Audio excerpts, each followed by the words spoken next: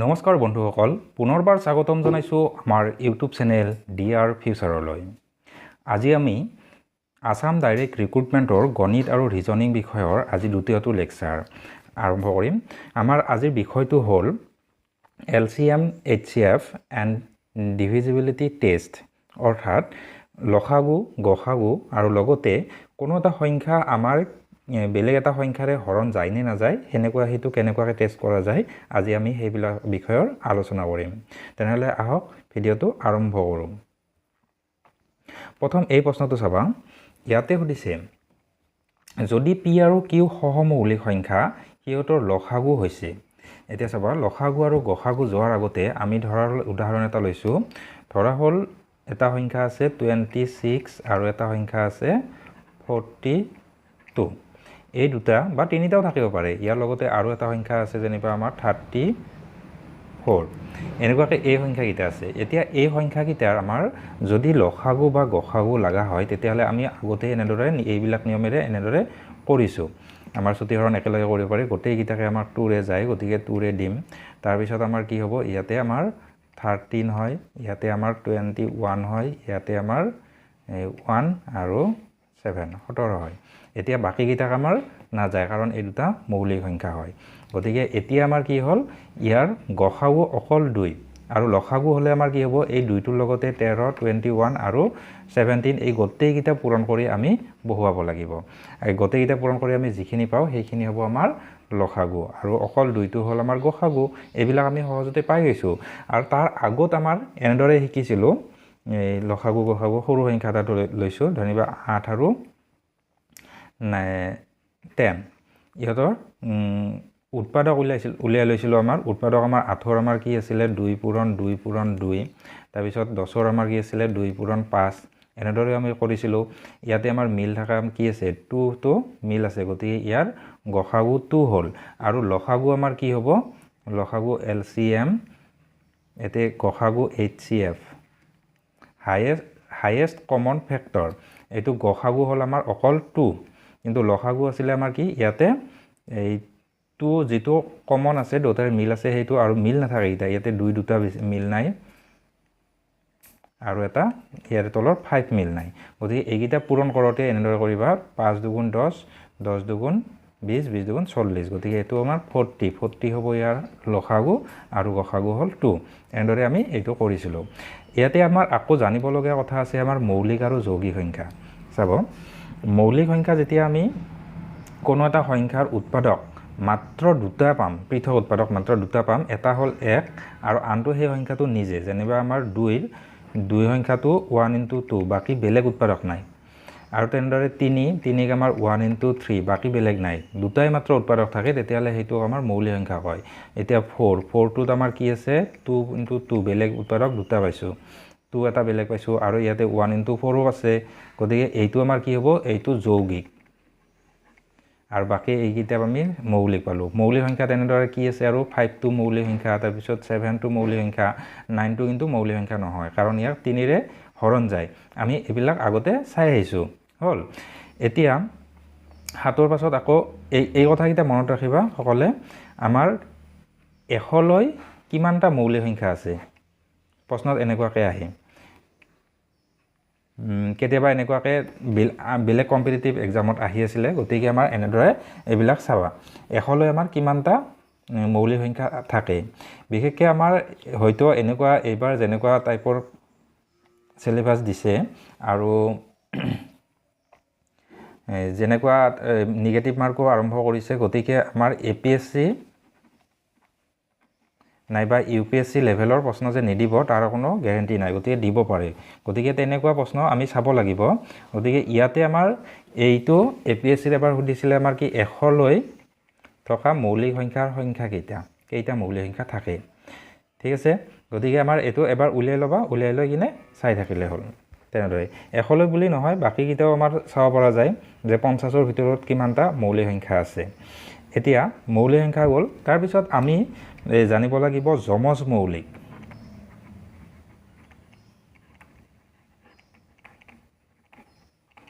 যমজ মৌলিক কোনবিলাক, যিবিলাক মৌলিক সংখ্যাৰ মাজত মাত্ৰ এটা যৌগিক সংখ্যা থাকে, সেইবিলাক যমজ মৌলিক।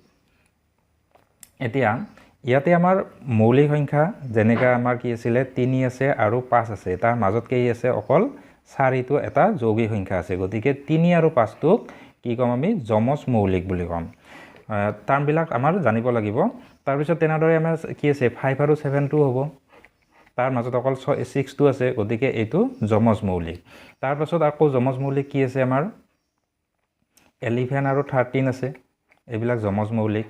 তাৰপিছত 13ৰ লগত 17 নহয়, কাৰণ আমাৰ কি হ'ল চাওক 13 আৰু 17 তাৰ মাজত কি থাকিলে 14, 15, 16 তিনিটা থাকিলে, গতিকে এইটো যমজ মৌলিক নহয়। যমজ মৌলিক হ'লে মাত্ৰ মাজত এটা থাকিব লাগিব, তেনেকুৱাকৈ আমি যমজ মৌলিক পাম। 29 আৰু 31 এইটো যমজ মৌলিক, তাৰ মাজত অকল 30টো আছে। হ'ল, এতিয়া আমি যমজ মৌলিক জানিলোঁ। তাৰপিছত আকৌ জানিব লাগিব আমাৰ সহমৌলিক। সহমৌলিকটো চাবা, এইটো প্ৰশ্নটো সুধিছে আমাৰ সহমৌলিক। সহমৌলিকত আমাৰ কেনেকুৱা হয়, সংখ্যা দুটাৰ সাধাৰণ উৎপাদক আমাৰ অকল 1 থাকিব লাগিব, তেতিয়াহ'লে আমাৰ কি হ'ব সহমৌলিক হ'ব। সংখ্যা দুটা নিজে আমাৰ মৌলিক নহ'বও পাৰে, তেতিয়াও আমাৰ সেই দুটাক আমাৰ সহমৌলিক বুলি ক'ব পাৰিম। যেনেকুৱা উদাহৰণস্বৰূপে আমাৰ কি আছিলে এই 8 আৰু 9, ইহঁতৰ সাধাৰণ উৎপাদক মানে গসাগু যদি 1 হয় তেতিয়াহ'লে আমাৰ কি হ'ব এইটো সহমৌলিক বুলি ক'ব। ইয়াতে 8টোও মৌলিক নহয়, 9টোও মৌলিক নহয়, কিন্তু 8ৰ আমাৰ কি হ'ব পাৰে সহমৌলিক হ'ব পাৰে দুয়োটা মিলি। এতিয়া MCQ কেনেকুৱা আহিব পাৰে, সহমৌলিকৰ ক্ষেত্ৰত তলৰ কোনটো শুদ্ধ, এনেকুৱা অপশ্যন দিলে অপশ্যন A থাকিব দুয়োটা মৌলিক সংখ্যা হ'ব লাগিব, অপশ্যন B দিলে এটা মৌলিক সংখ্যা আৰু এটা যৌগিক সংখ্যা হ'ব পাৰে, নাইবা C তেনেকৈ দিলে এটা যৌগিক সংখ্যা এটা নহয় দুয়োটা যৌগিক সংখ্যা হ'ব পাৰে, বা দুয়োটা মৌলিক সংখ্যা হ'ব পাৰে, বা ওপৰৰ আটাইকেইটা হ'ব পাৰে। যদি হ'ব পাৰে বুলি কয় তেতিয়াহ'লে আটাইকেইটা হ'ব পাৰে হ'ব। ঠিক আছে, এনেকুৱা আমাৰ সহমৌলিক হ'লে আমাৰ কি হয় সিহঁতৰ সাধাৰণ উৎপাদক 1 হ'ব লাগে, তেতিয়াহ'লে আমাৰ সহমৌলিক হ'ব। এতিয়া চাবা, এতিয়া প্ৰশ্নটো সুধিছে যদি P আৰু Q সহমৌলিক সংখ্যা হয় সিহঁতৰ লসাগু হৈছে। এতিয়া মনত ৰাখিবা কেতিয়াবা এনেকুৱাকৈ সহমৌলিক নিদিয়ে, এনেকৈ ক'ব পাৰে যে আমাৰ দুটা সংখ্যাৰ যদি P আৰু Qৰ আমাৰ গসাগু 1 হয় তেতিয়াহ'লে সিহঁতৰ লসাগু কিমান হ'ব। প্ৰশ্নটো একে প্ৰশ্ন হ'ব, তেতিয়াহ'লে কি হ'ব আমাৰ গসাগু যদি 1 হয় তেতিয়াহ'লে সংখ্যা দুটাৰ পূৰণ ফলটোৱে আমাৰ হ'ব লসাগু। অৰ্থাৎ আমাৰ সহমৌলিক যদি হয় ইহঁতৰ সাধাৰণ উৎপাদক নাই, সাধাৰণ উৎপাদক নাথাকিলে সংখ্যা দুটা পূৰণ কৰিলে আমাৰ কি পাম লসাগু পাম, গতিকে ই আমাৰ উত্তৰটো হ'ব PQ। চাবা বেলেগ প্ৰশ্ন আৰু কেনেকুৱা আহিব পাৰে যে আমাৰ কি হ'ল যদি সংখ্যা দুটাৰ গসাগু এইটো একে হ'ল প্ৰশ্নটো গসাগু 1 হয় তেতিয়াহ'লে সিহঁতৰ লসাগু কিমান। এতিয়া আমাৰ ওলোটাকৈ এনেকুৱা সুধিব পাৰে দুটা মৌলিক সংখ্যাৰ লসাগু কিমান, বা দুটা মৌলিক সংখ্যাৰ গসাউ কিমান, তেতিয়াহ'লে গসাউ সদায় কি হ'ব 1 হ'ব, আৰু দুটা মৌলিক সংখ্যাৰ এই লসাগু সদায় সংখ্যা দুটাৰ পূৰণফল হ'ব। এতিয়া PQ নিদিয়ে আমাৰ এনেকুৱাও সুধিব পাৰে যদি দুটা সহমৌলিক সংখ্যা দিয়া থাকে সিহঁতৰ লসাগু হৈছে, এনেকুৱা কি হ'ব পাৰে সংখ্যা এটা সংখ্যা প্ৰথম সংখ্যাটো নাইবা দ্বিতীয় সংখ্যাটো দুটা সংখ্যাৰ পূৰণফল নাইবা 1, এনেকুৱাকৈ বিভিন্ন ধৰণে দিব পাৰে। গতিকে কনচেপ্টটো থাকিলে আমাৰ অসুবিধা নাই, মনত ৰাখিলে আমাৰ সহমৌলিকনো কি বস্তুটো যদি আমি ভালদৰে জানি থওঁ আৰু লসাগু গসাগুৰ কথাটো যদি অলপ ভালকৈ জানো তেতিয়াহ'লে অসুবিধা নাই। নেক্সট প্ৰশ্ন চালে আৰু ক্লিয়াৰ হ'ব। চাবা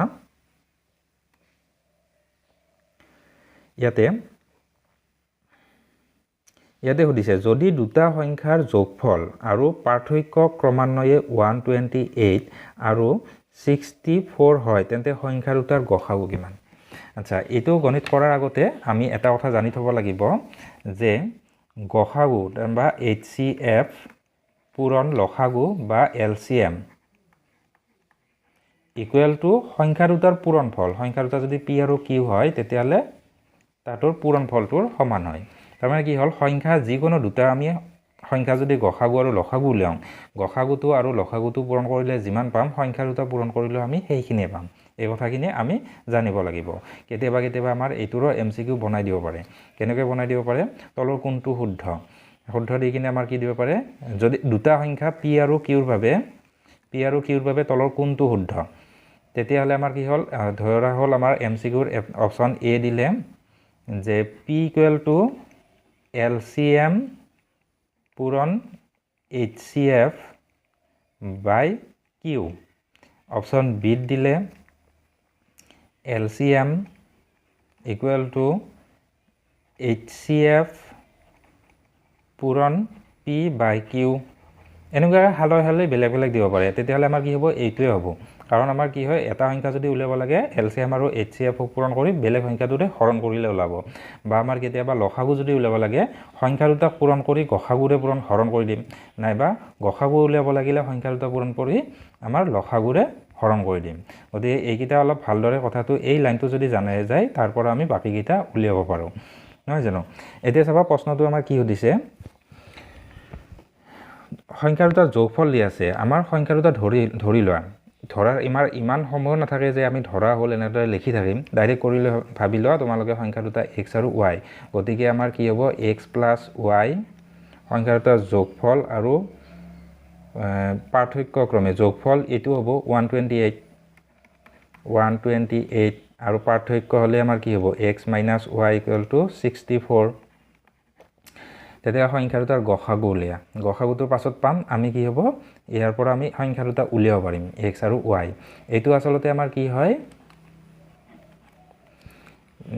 দুটা চলকযুক্ত ৰৈখিক সমীকৰণ হয় ইয়াক আমাৰ অপনয়ন পদ্ধতিৰে কৰিব পাৰি এইটো আমাৰ 1 নম্বৰ সমীকৰণ দিলো ইয়াক 2 নম্বৰ সমীকৰণ দিলো এনেদৰে কৰিব পাৰি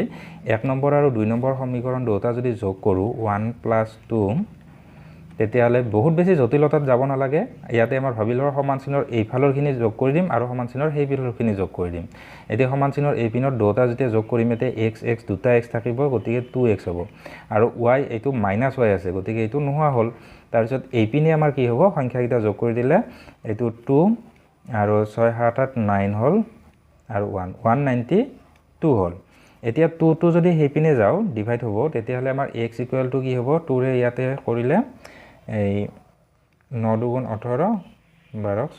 96 x ইকুৱেল টু 96 এতিয়া ইয়াৰে এটা মান ইয়াতে বহাব পাৰো নাইপা কি কৰিব পাৰো ইয়াতে এই দুটা আমাৰ বিয়োগ কৰিব পাৰো বিয়োগ কৰিলে 1 - 2 কৰিলে কি হ'ব চাও x - x হ'ব এইটো নোহোৱা হ'ব আৰু y এইটো -7 তলত প্লাস হ'ব গতিকে 2y ইকুৱেল টু আমাৰ এইখিনিৰ পৰা এইখিনি বিয়োগ কৰিলে এইটো 8 4 গলে 4 আৰু এইটো 12 6 গলে 64 গতিকে y ইকুৱেল টু 2 ৰ হিফালে গলে 32 হৈ গল এতিয়া চাও এতিয়া আমি প্ৰমাণ কৰাৰ কাৰণে এটা চাব পৰা 32 আৰু 96 যোগ কৰিছো এইখিনি হয় নে নহয় আকৌ 96 ৰ পৰা 32 বিয়োগ কৰিছো এইখিনি হয় নে নহয় সংখ্যা দুটা ওলাল এই সংখ্যা দুটা কি হ'ল আমাৰ 32 আৰু 96 এতিয়া আমাৰ এইটাৰ লসাগু বা গসাগু যি উলিয়াব দে 32 আৰু 96 লসাগু উলিয়াব দে গসাগু উলিয়াব দে আমি উলিয়াব পাৰিম এতিয়া চাও এৰে প্ৰথম 2 ৰে যায় এইটো 2 ৰে গলে 16 আৰু এতিয়া 2 ৰে 48 এটা 16 ৰে ডাইৰেক্ট যায় এইটোকো যায় গতিকে 16 3 গুণ ইমান হয় গতিকে আমি যদি ডাঙৰ সংখ্যাৰে দুটাৰে যায় তেতিয়াহলে আমি দিব পাৰো ইমান দীঘলীয়া কৰি থাকি লাভ নাই গতিকে 16 ৰে ইয়াক একবাৰ যায় 16 ৰে তিনিবাৰ যায় গতিকে এইখিনি গোটেইখিনি যদি পূৰণ কৰো 16 গুণ 32 32 3 গুণ আকৌ 96 হ'ব গতিকে आंसर আমাৰ 96 ইয়াত অপচনটো নাই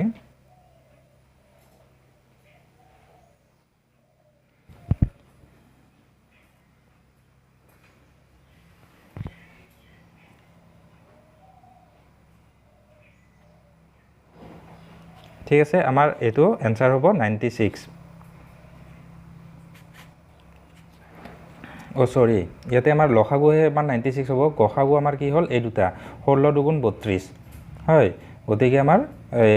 গসাগু হলে 32 হ'ব লসাগু আমাৰ 96 কিন্তু গসাগু আমাৰ 32 হয় গতিকে आंसरটো হ'ব আমাৰ 32 তো এনেকুৱা বিশেষ একো অসুবিধা নাই আৰু কি হয় পৰীক্ষাত এটা যে আমাৰ সিম্পল প্ৰশ্ন আহিব এনেকুৱা নহয় এনেকুৱা কলমান জটিলতা কৰি দিব ডাইৰেক্ট গসাগুত আমাৰ বহুত সহজ হয় বা লসাগু আমাৰ বহুত সহজ হয় ম্যাক্সিমামে পাৰে কাৰণে ডাইৰেক্ট এনেকৈ নিদিব পাৰে কিন্তু কি হয় এনেকুৱা দুটা বস্তু কম্বাইন কৰি দিব পাৰে ইয়াতে কি হ'ল আমাৰ দুটা চলকযুক্ত ৰৈখিক সমীকৰণৰ প্ৰয়োগটো হ'ল আৰু কো আমাৰ কি হ'ল লসাগু বা গসাগু উলিয়া সেইটো জানাটো হ'ল গতিকে ইয়াতে আমাৰ গসাগু উলিয়াব দিছে গতিকে এইটো ওলাল এনেকুৱা প্ৰেক্টিছ কৰি থাকিলে হ'ল বেলেগ বেলেগ সংখ্যাৰ প্ৰেক্টিছ কৰি চালে সুবিধা হ'ব নেক্সট এইটো এনেকুৱা প্ৰশ্ন আচলতে কমন প্ৰশ্ন প্ৰায়ভাগ আমাৰ পৰীক্ষাতে আহি থাকে চাবা ইয়াতে আমাৰ কি কৰিছে এটা ক্ৰিয়া ক্ষেত্ৰৰ চাৰিওফালে এটা বৃত্তাকাৰ পথ আছে আমাৰ এনেকুৱা এটা বৃত্তাকাৰ পথ আছে এইয়ে পথাৰৰ চাৰিওফালে দৌৰিবলৈ 15 মিনিট সময় লয় এয়ে কিমান সময় লৈছে 15 মিনিট আচ্ছা অসমীয়াত লিখা হৈছে আচ্ছা আনহাতে বিয়ে ইয়াৰ বাবে 20 মিনিট সময় লয় বিক লাগে 20 মিনিট তেওঁলোকে দুয়ো একে দিশতে ৰাতিপুৱা 9:55 বজাত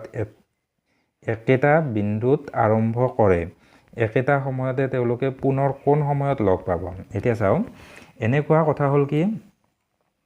ইয়াৰ পৰা আৰম্ভ কৰিলে যেনিবা এ 15 মিনিটত আহি পালা 20 মিনিটত আহি পালা গতিকে সিহঁতে প্ৰথম যেটা আৰম্ভ কৰিছিলে একে ঠাইৰ পৰা এৰে অলপ স্পিডত যাব বি অলপ স্লো যাব গতিকে প্ৰথম ৰাউণ্ডত সিহঁতে লগ নাপায় তেনেকুৱাকৈ দ্বিতীয় ৰাউণ্ড তৃতীয় ৰাউণ্ড ক'ত লগ পায় সেইটো আমি ক'ত গম পাম ইয়াতৰ লসাগু উলিয়াব লাগিব আৰু কেতিয়া লসাগু উলিয়াব লাগে কেতিয়া গসাগু উলিয়াব লাগে সেইটো আমি প্ৰেক্টিছ কৰিলে হ'ব বা অকমান ভাবিলেও গম পায় যে আমাৰ কি হ'ল ইয়াত আমাৰ গসাগু উলিয়ালে ইয়াতকৈ সৰু সংখ্যা হ'ব ইয়াতকৈ সৰু সংখ্যা হ'লে ইয়াততো লগ নাপাব ইয়াতকৈ কম সময়ত পাব জানো গতিকে ইয়াতৰ লসাগুই লাগিব লসাগু এতিয়া আমি উলিয়াম চাবা প্ৰথম আমাৰ 5 এৰে দতাক যায় 5 3 গুণ 15 5 4 গুণ 20 আর না যায় গতিকে আমাৰ ইয়াতৰ হ'ব 5 4 গুণ 20 20 3 গুণ 60 গতিকে 60 হ'ল লসাগু অৰ্থাৎ 60 মিনিট পাছত তেতিয়াহ'লে আমাৰ কি হ'ব ইহতে লগ পাব তাৰ মানে কি হ'ব প্ৰথম এ কেই পাক ঘূৰিব 4 পাক ঘূৰিব আৰু বি এ 3 পাক ঘূৰিব 3 পাক ঘূৰিলে আহি ইয়াতে একে টাইমতে লগ পাব ঠিক আছে গতিকে 60 মিনিট পাছত সিহঁতে লগ পাব এতিয়া প্ৰশ্নটো সুধিছে আমাৰ কি 9:55 বজাত ইয়াতে আৰম্ভ কৰিছিল গতিকে 10:55 সিহঁতে আকৌ লগ পাব 1 ঘণ্টা 60 মিনিট নহয় জানো গতিকে আমাৰ এনেদৰে উলিয়াব পাৰিম এনেকুৱা প্ৰশ্ন কমন কিন্তু আহি থাকে বেলেগ তোমালোকে প্ৰেক্টিছ কৰিব পৰা এনেকুৱা প্ৰশ্ন আছে ক্লাছ 10 ৰ মেথছখনত আছে সেইবিলাক প্ৰেক্টিছ কৰিব পৰা তাতে আমাৰ এনেকুৱা আছে আমাৰ এই চেনেলৰ আমাৰ ক্লাছ 10 ৰ প্লেলিষ্ট আছে তাতেও গৈ চাব পৰা নাইবা কিতাপখন খুলিও তোমালোকে চাব পাৰিবা আমাৰ কি আছিল এই ধৰা হ'ল তিনিটা বেল বাজিছে এটা 12 মিনিট পাছত বাজে এটা 15 মিনিট পাছত বাজে এটা 20 মিনিট পাছত বাজে আকৌ আমাৰ ধৰ এটা টাইম দিছে 9টা বা 8টা বজাত প্ৰথম বাজিলে তাৰপিছত নেক্সট কেতিয়া বাজিব এনেকুৱা টাইপৰ প্ৰশ্ন কমন আহিব পাৰে তো নেক্সট আমি কৰিম এইটো দুটা সংখ্যাৰ গসাগু আৰু লসাগু হৈছে 24 আৰু 168 আৰু সংখ্যাবোৰ 1:7 অনুপাতত আছে ডাঙৰ সংখ্যাটো হ'ল এতিয়া চাও আমাৰ সংখ্যা দুটা যেতিয়া উলিয়াব লগা হয় গসাগু লসাগু দিয়া থাকিলে আমাৰ ডাইৰেক্ট সংখ্যা দুটাৰ পূৰণফল সমান গসাগু পূৰণ লসাগু এনেকৈ উলিয়াব পাৰো কিন্তু আমাৰ কি কৰিছে ইয়াতে অনুপাত দিছে এতিয়া অনুপাতৰ জ্ঞান আমাৰ লাগিল অনুপাতৰ জ্ঞান আমাৰ আজি অনুপাত বিতংভাৱে আলোচনা নকৰো মাত্ৰ এটা কথা মনত ৰাখিবা যদি আমাৰ এনেকুৱাকৈ কিবা বস্তু এটা ভাগ কৰিব দেই দুটাৰ মাজত অনুপাত নাইবা তিনিটাৰ মাজত অনুপাত আমাৰ যেনিবা জাতীয় পতাকাখনৰ অনুপাত 2:3 হয় নহয় জানো ইহতো আমাৰ ডাঙৰ এখন ৰাষ্ট্ৰীয় পতাকা আছে ইয়াৰ আমাৰ দিশটো দিয়া আছে প্ৰস্থটো উলিয়াব লাগে এনেকুৱাকৈ উলিয়াব লাগিলে কি কৰিব লাগে সদায় আমাৰ সেই দুটাৰ ভাগ দুটা যদি ধৰিব লগা হয় তেতিয়াহলে আমাৰ কি হ'ব 1x আৰু 7x ধৰিবা ঠিক আছে ইয়াতে সংখ্যা দুটাৰ মানে কি হ'ল 1x আৰু 7x আমাৰ আকৌ আমাৰ অলপ আগতে মই কি ক'লো সংখ্যা দুটাৰ পূৰণফল মানে এটা 1x আৰু এটা 7x হ'ল সংখ্যা দুটাৰ পূৰণফল সমান লসাগু পূৰণ গসাগু গতিকে লসাগু বা গসাগু আছে 24 পূৰণ লসাগু আছে 168 হ'ল গতিকে আমাৰ এইখিনিৰ পৰা আমাৰ x ৰ মানটো উলিয়াব লাগিব প্ৰথম ইয়াতে x² = 7 টো যদি হেইপিনে নিউ 7 টো নিলে আমাৰ 24 * 168/7 7 এৰে ইয়াক হৰণ কৰিলে আমাৰ 7 × 2 = 14 28 7 4 × 28 এতিয়া 24 * 24 আছে গতিকে বৰ্গমূল ল'লে x = আমাৰ কি থাকিলে এটা 24 থাকিলে তো x ৰ মান ওলাল এতিয়া আমাৰ কি হ'ব সৰু সংখ্যাটো ইয়াতে 1x আছিলে গতিকে সৰু সংখ্যাটো 24 আৰু ডাঙৰ সংখ্যাটো কি হ'ব 24 ইনটু 7 হ'ব ইয়াৰ লগত যদি 7 পূৰণ কৰি দিও তেতিয়াহলে আমাৰ কি হ'ব ডাঙৰ সংখ্যাটো পাম 7 পূৰণ কৰিলে 7 4 গুণ 28 ৰ 8 7 2 গুণ 14 এইখিনি আছিলে 168 নহয় জানো গতিকে আমাৰ ইয়াতে অপচন আছে 168b এনেকুৱা প্ৰশ্নটো বহুত ডাঙৰো নহয় ক্ৰিটিকেলো নহয় কিন্তু বস্তুটো যদি বুজি পোৱা যায় তেতিয়াহলে আমাৰ সমস্যাটো সমাধান কৰা সুবিধা হয় আৰু সদায় মনত ৰাখিবা আমাৰ পৰীক্ষাবোৰত আটাইতকৈ বেছি সময় কনজিউম কৰে মেথছ আৰু ৰিজনিংটো তো মেথছটো বা ৰিজনিংটো যিমান পাৰা কুইক কৰাৰ কাৰণে চেষ্টা কৰিব লাগে ইয়াতে আমাৰ ধৰা হ'ল যদি আমি ক্লাছ 10 ৰ আমাৰ বহিত লিখিলো হয় গণিত কৰি দেখালো হয় এনেকুৱাকৈ কৰিলো হয় যে ধৰা হ'ল সংখ্যা দুটা ক্ৰমে 1x আৰু 7x হয় আমি এনেকুৱাকৈ কৰাৰ সময় নাই ডাইৰেক্ট ধামধুম এনেদৰে ডাইৰেক্ট x পূৰণ ইমান সংখ্যা দুটাৰ পূৰণফল সমান লসাগু পূৰণ গসাগু আমি পাতি দিম পাতাৰ পাছত ইয়াতে x ৰ মান পালো x ৰ মান এখিনি 168 ডাঙৰটো ওলাল ডাঙৰটো আৰু কেতিয়াবা চাবা কেতিয়াবা সৰুটো সুধিব পাৰে আৰু ইয়াতে অনুপাতটো বেলেগো দিব পাৰে ইয়াতে আমাৰ কি হ'ল 3:4 দিব পাৰে তেতিয়াও সেই একেই হ'ব এতিয়া চাম নেক্সট প্ৰশ্নটো ইয়াতে দুটা কোপ্ৰাইম নাম্বাৰৰ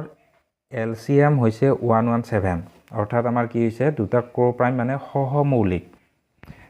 তোমালোকে পৰাপক্ষত ইংৰাজী টাৰ্মবিলাক মনত ৰাখিবা কাৰণ এতিয়াবা এনেকুৱা আহিব পাৰে কোপ্ৰাইম আহি যাব পাৰে ডাঙৰ কথা নহয় সহমৌলিক দিব পাৰে নহলে বা আমাৰ কি হ'ল কোপ্ৰাইম বুলিও আহি যাব পাৰে কোপ্ৰাইম নাম্বাৰৰ এলচিএম নাইবা লসাগু হৈছে 117 সংখ্যা দুটাৰ বৰ্গৰ যোগফল কিমান এই চাও এতিয়া বৰ্গৰ কথাও দিলে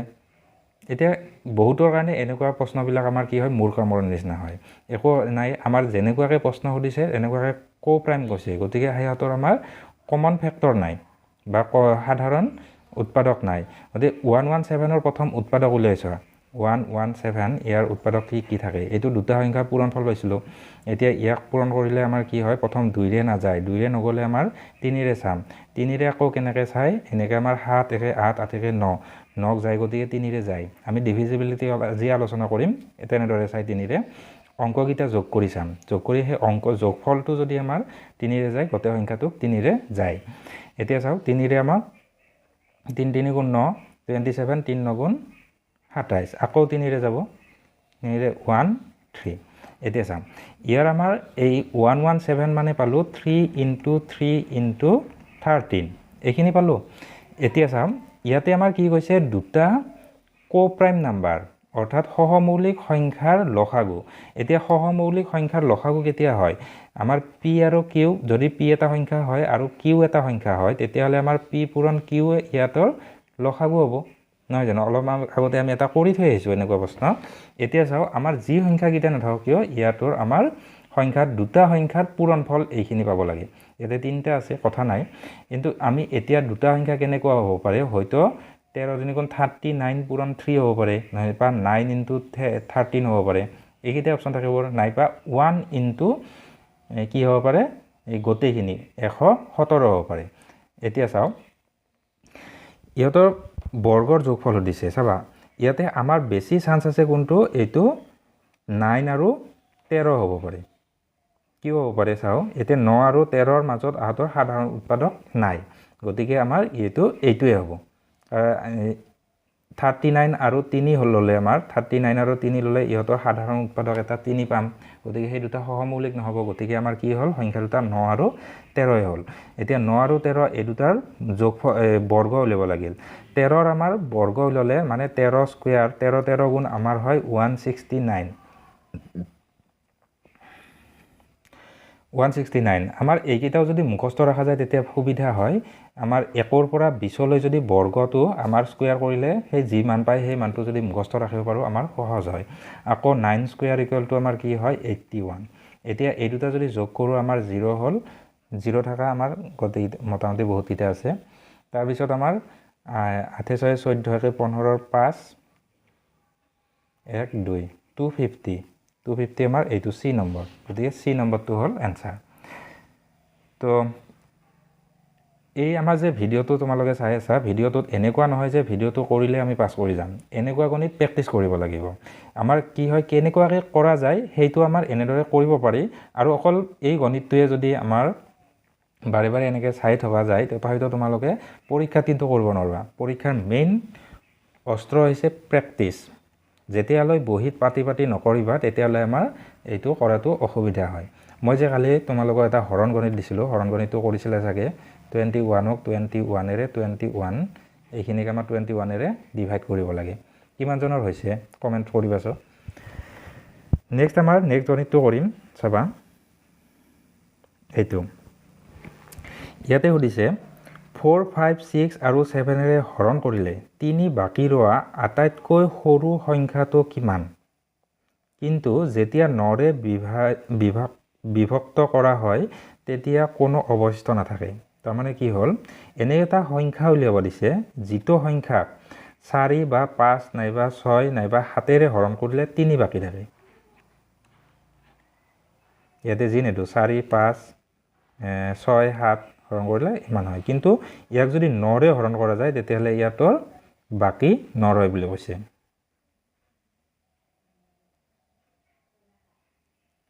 আচ্ছা এতিয়া চাও এনেকুৱা ক্ষেত্ৰত এনেকুৱা প্ৰশ্ন যদি আহে তেতিয়াহলে আমাৰ কি কৰিব লাগিব এই যিকিটা সংখ্যাৰে হৰণ কৰিলে বাকি থাকা বুলি কৈছে সেই সংখ্যাকিটাৰ আমাৰ লসাগু উলিয়াব লাগে এতিয়া 4 5 6 আৰু 7 ইহতৰ যেতিয়া আমি লসাগু উলিয়াম মাত্ৰ 2ৰে দুটাক যাব ইয়াৰে 2ৰে দুইবাৰ এটো 5 এটো 3 এটো 7 এতিয়া এই গোটেইখিনি আমি পূৰণ কৰিব লাগিব পূৰণ কৰিলে আমাৰ ইয়াতৰ লসাগু উলিয়ালে কি হ'ব আমাৰ ইয়াতো তোমালোকে এটা টেকনিক কৰিব পাৰা যেতিয়া আমাৰ যেহেতু আমাৰ পৰীক্ষাত পাতি কৰিব লাগিব আৰু ফটাফট কৰিব লাগিব কুইক কৰিব লাগিব গতিকে 5টো কবাৰ 2 লগত লগ লগাই তেতিয়ালে হেতু আমাৰ 2টো কাষত নাথাকিব পাৰে দূৰতো থাকিব পাৰে এটো 10ৰ এটা 0 এক্সট্ৰা সাইড কৰি থব পাৰা 5 2 10 এটো এটা 0 থাকিল বুলি ভাবিলো এতিয়া বাকি এইখিনি আমি পূৰণ কৰিলো এতিয়া আমাৰ কি হ'ব 8 3 21 21 2 42 হল 42 লগত এটা শূন্য দিলে হল 420 তাৰ মানে ইয়াত লসাগু হল 420 এতিয়া কথা হল এইটো আমাৰ কি কৰিলে এই আটাতকৈ সৰু সংখ্যা দিছে ইয়াৰ লসাগু তাৰ মানে এইখিনি এইটো যদি আমাৰ 420 লও তেতিয়াহলে আমাৰ 4 বা 5 নাইবা 6 নাইবা 7এৰে হৰণ কৰিলে আমাৰ কি হ'ব বাকি 0 হ'ব গতিকে ইয়াৰ লগত আমাৰ 3 যদি যোগ কৰি দিও তেতিয়াহলে ইয়াৰ বাকি 3 হ'ব সদায় 423 এই সংখ্যাটোক আমাৰ যদি হৰণ কৰো কিহেৰে হৰণ কৰা যায় এই 4 বা 5 বা 6 বা 7এৰে হৰণ কৰিলে সদায় আমাৰ ইয়াতে 3 বাকি থাকিব এইখিনি কনফাৰ্ম এতিয়া আমাৰ ইয়াতক এইটো চাব লাগিব ইয়াক 9ৰে বিভাজ্য কৰিলে আমাৰ বাকি ৰয় নে নৰয় হয় যদি আমাৰ বাকি নৰয় তেতিয়াহলে এনসাৰটো এইটোই হ'ব কিন্তু বাকি ৰলে এইটো আমাৰ এনসাৰ নহয় বেলেগ উলিয়াব লাগিব ইয়াৰ আৰু গুণিতক উলিয়াব লাগিব কেনেকুৱা হ'ব চাবা এতিয়া আমাৰ 9ৰে চালে আমাৰ এইটো বিভাজ্যতাৰ এটা সূত্ৰ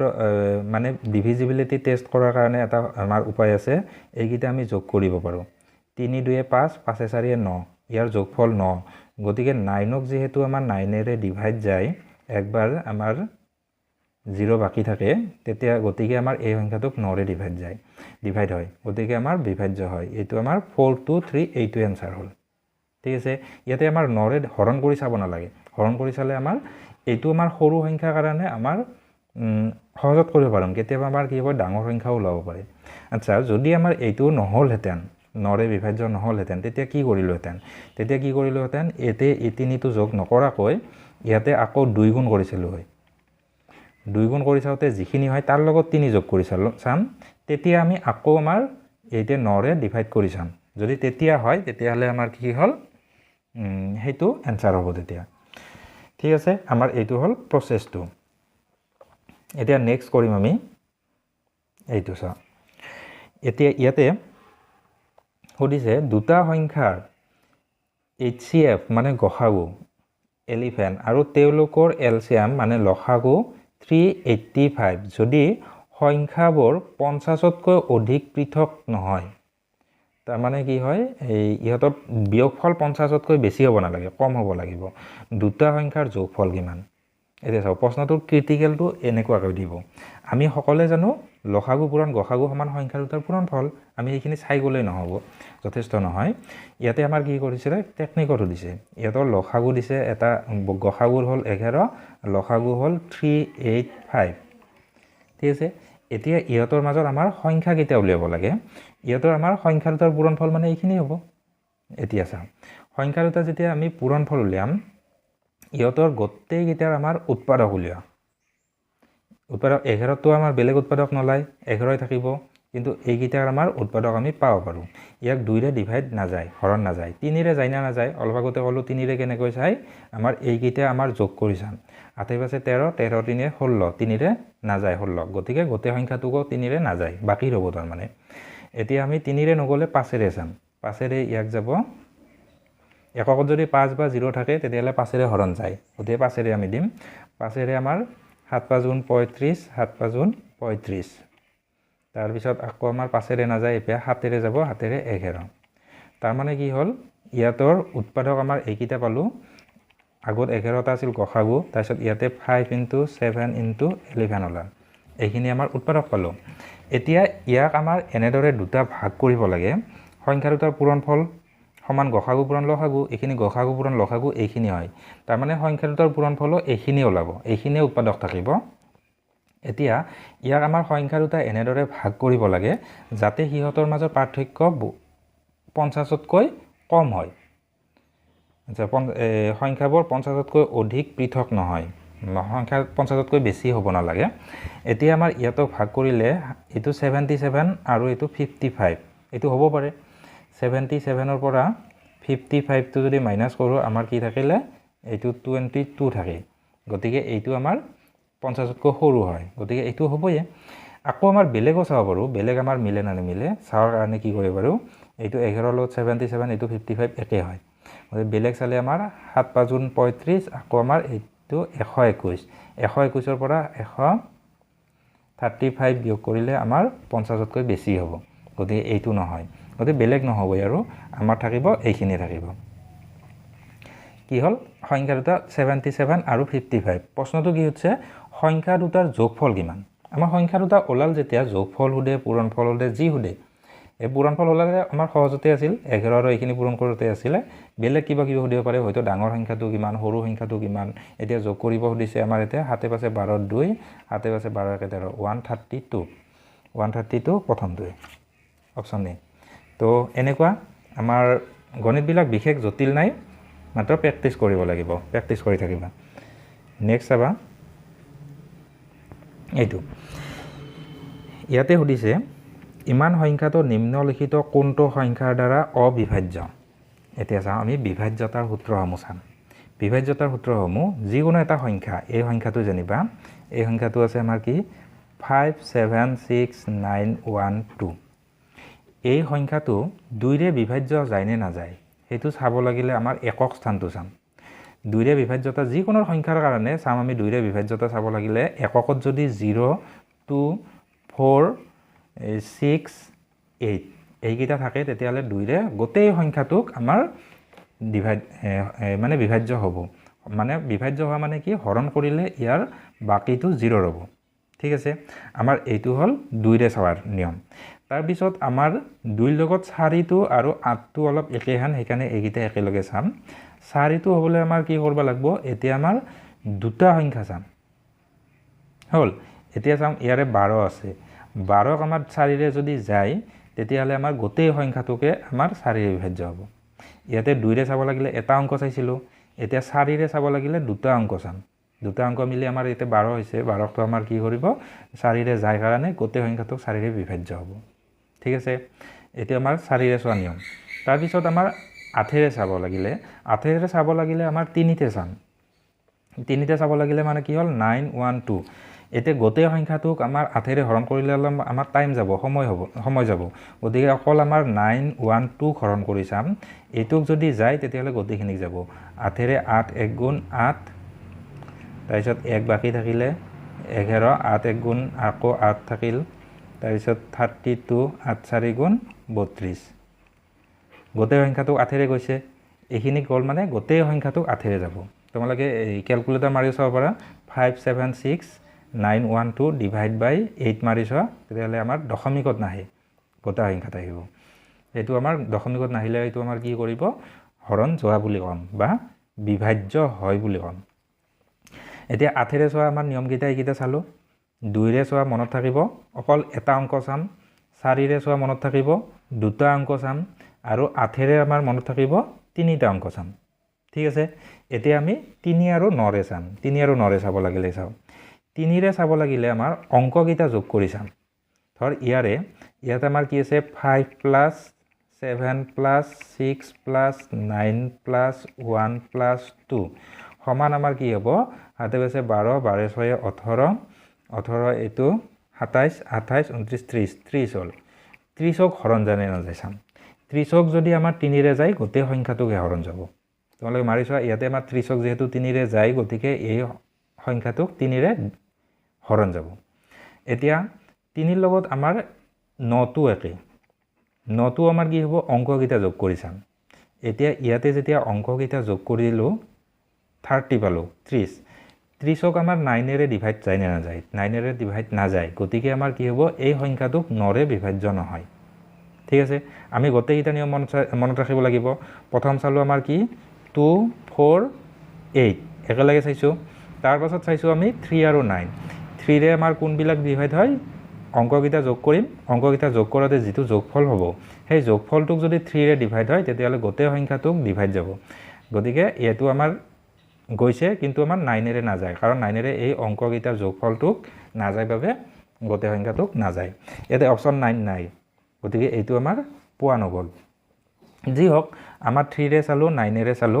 তাৰ পিছত আমাৰ কি চাম এতিয়া 5 ৰে চাম আমাৰ 1 ৰে চাই কাম নাই 2 ৰে চালো 3 ৰে চালো 4 ৰে চালো এতিয়া 5 ৰে চাব লাগিলে আমাৰ কি গম পাম একক আৰু একক এককৰ সংখ্যাটো যদি আমাৰ 0 বা 5 থাকে তেতিয়াহলে আমাৰ কি হ'ব গোটেই সংখ্যাটো 5 ৰে ডিভাইড যায় এইটো আমাৰ 5 ৰে ডিভাইড না যাব 5 ৰে বিভাজ্য নহব গতিকে ইয়াতে অপচনটো নাই গতিকে আমি 5 ৰে কৈ লাভ নাই এতিয়া 5 ৰ পাছত আমি কি চাম 6 6 টো চাব লাগিলে আমাৰ কি হ'ব 2 আৰু 3 দুটাৰে যদি ডিভাইড হয় তেতিয়াহলে 6 ৰেও ডিভাইড হ'ব ইয়াক আমাৰ 2 ৰে যায় বুলি গম পাইছো 3 ৰে যায় বুলি গম পাইছিলো গতিকে ইয়াক 6 ৰেও হৰণ যাবই খাটাং এইটো 6 ৰেও যায় গম পালো 7 ৰে তো অকমান পাছত কৈ আছো এতিয়া চাম আমি 8 টো আমি গম পালো 9 টো গম পালো এতিয়া 7 ৰে চাব লাগে 7 ৰে চাব লাগিলে আমাৰ সংখ্যাটো যেটো সংখ্যা আছে ধৰ 5 7 6 9 1 2 ইয়াক দুটা ভাগ কৰিম মানে তিনিটাকে এটা একোটা ভাগ কৰিম আমাৰ ৰাইট সাইডৰ পৰা এতিয়া যেনিবা আছে আমাৰ 327 এইটো আমাৰ হৰণ কৰি চাব লাগিব 7 ৰে বা 3271 এনেকুৱা আছে তেতিয়ালে আমাৰ এই গোটেইখিনি লম 3 ৰে মাইনাস কৰি চাম ঠিক আছে বিয়োগফলটোক যদি যায় তেতিয়ালে গোটেইখিনি যাব এতিয়া 7 ৰে চোৱাটো অলপমান দীঘলীয়া প্ৰসেস বা ডাঙৰ এতিয়া আমাৰ কি হ'ল ইয়াতে দুটা ভাগ কৰিলো দুটা ভাগ কৰিলে ইয়াক আমাৰ ডাঙৰটোৰ পৰা সৰুটো বিয়োগ কৰিম এইটো ভাগৰ পৰা এইটো ভাগ আমি বিয়োগ কৰিম কিমান আছে 5 7 6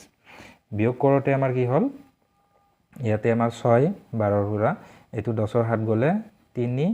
এইটো 8 ৰ 5 গলে 3 336 এতিয়া এই সংখ্যাটোক আমি কিহেৰে হৰণ কৰি চাম 7 ৰে হৰণ কৰি চাম যদি এইটোক যায় গোটেই সংখ্যাটোক যাব এইটোক যদি না যায় গোটেই সংখ্যাটোকে না যায় 7 ৰে আমাৰ 7 4 গুণ 28 28 থাকিল 5 56 7 8 গুণ 56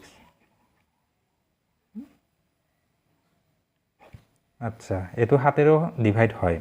গতিকে 7 এনসাৰটো নহয় ঠিক আছে 12 ৰে আমি কেনে কৈ চাম 12 ৰে চাব লাগিলে আমাৰ কি কৰিব লাগে 12 ৰ উৎপাদক কি আছিল 2 into 3 হয় তাৰ মানে 3 ৰেও যাব লাগিব আৰু 4 ৰেও হৰণ যাব লাগিব আচ্ছা আমাৰ 7 ৰেও গল 12 ৰেও গল কিন্তু এতে আমাৰ কি হ'ব অপচন এটাও নাই ঠিক আছে অপচনটো মোৰ দিয়াত হয়তো নহল গতি ইয়াক আমাৰ কি হেৰে না যায় বুলি গম পাইছিলো ইয়াতে আমাৰ 5 ৰে না যায় নহয় জানো ইয়াতে 2 ৰে গৈছে 3 ৰে গৈছে 4 ৰে গৈছে 5 ৰে যোৱা নাই গতিকে অপশ্যনটো হয়তো 5 থাকিব লাগিছিল নাইবা বেলেগ সংখ্যা থাকিব 10 থাকিব পাৰে 10এৰো আমাৰ হৰণ নাযাব আচ্ছা 10এৰে কোনবিলাক হৰণ যায় 10এৰে হৰণ যাবলৈ হ'লে আমাৰ কি কৰিব লাগিব একক স্থানটো আমাৰ কি কৰিব লাগিব 0 থাকিব লাগিব এটা শূন্য বা দুটা শূন্য আমাৰ থাকিব লাগিব তেতিয়াহ'লে আমাৰ 10এৰে ডিভাইড যায় গতিকে 11এৰে কেনেকৈ যায় সেইটো চাই ল'ম একেবাৰে 11এৰে চাব লাগিলে সংখ্যাকেইটাৰ যেটা আমাৰ সংখ্যা আছে তাৰ অংককেইটা এটা বাদ দি এটা আমি ল'ব লাগিব তাৰ মানে ইয়াতে আমাৰ এবাৰ লিখিছো আমাৰ 5 7 6 9 1 2 ইয়াৰ এটা বাদ দি এটা 2 ৰ লগত 9 7 এইকেইটা ললো লৈ এইকেইটা যোগ কৰি দিম যেতিয়া 9 10 11 11ৰ হাতে 18 হ'ল ঠিক আছে তাৰ পিছত বাকি কিটা যিকিটা ৰৈ গল সেইকিটা আমাৰ 1 6 5 তাৰপিছত 11কে 12 12 হ'ল এতিয়া আমাৰ বিয়োগফল 6 হ'ল ঠিক আছে গতিকে 6ক আমাৰ এই বিয়োগফল যেটো আছে এই বিয়োগফলটোক যদি 11ৰে যায় তেতিয়াহলে গোটেই সংখ্যাটোক যাব ইয়াতে আমাৰ 6 পাইছো গতিকে এইটোক না যায় এটা উদাহৰণ বেলেগ এনেকৈ লৈছো 1 2 3 2 1 এটা ডাঙৰ সংখ্যা এটো আমাক 11ৰে হৰণ কৰিলে সময় যাব কিন্তু আমি মুখতে এনেদৰে কৰিব পাৰো 1 ৰ লগত 3 যোগ কৰিলো তাৰ লগত 1 যোগ কৰিলো কিমান হ'ল 3 4 5 হ'ল ঠিক আছে আৰু এতে আমাৰ 2 2 4 হ'ল আচ্ছা এটো আমাৰ বিয়োগফল আমাৰ 1 পালো গতিকে এইটোক না যায় কাৰণে গোটেই সংখ্যাটোক না যাব ঠিক আছে